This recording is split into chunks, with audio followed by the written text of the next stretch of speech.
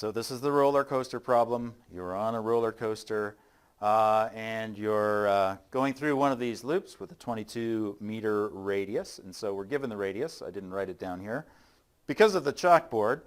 And you're experiencing 10 times, sorry, when I said 10 times, I meant 3 times your normal weight.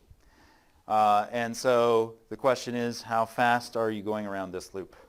Okay, so we're going to draw a little free body diagram here. And we're going to use a ruler because that's what we normally do. And so the normal force is 3 times what you would expect. 3 times what you would expect to be experiencing if you were sitting still. So there we go. There's the normal force, and there's the force of gravity. And so the sum of the forces that you are experiencing is the normal force, which is, we're told, is 3 times what you would normally weigh, 3 times m times g. And then we're going to add gravity, which in this case is negative m times g.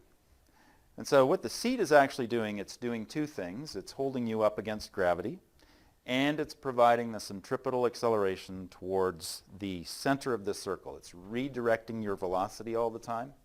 And so the sum of the forces is actually the centripetal force, and the centripetal force is 2 times your mass times the acceleration due to gravity.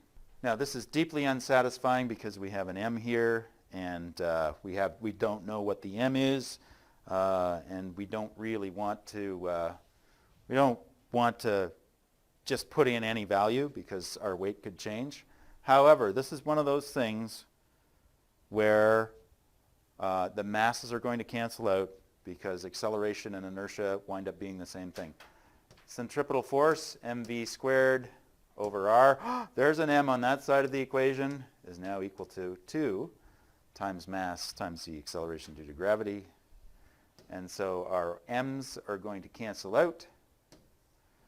V squared is going to be equal to our radius, which is given over there, times g, which we know.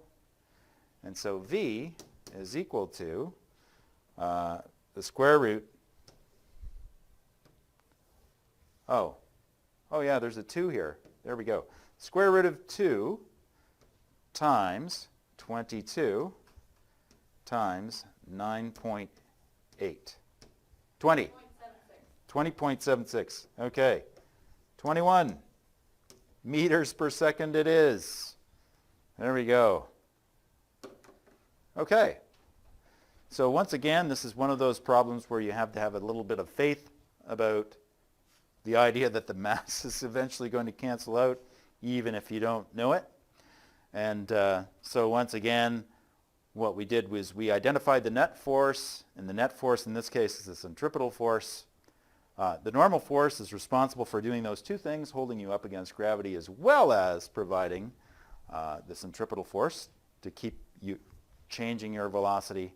And then here's our expression where we equated the normal force with what we were actually measuring.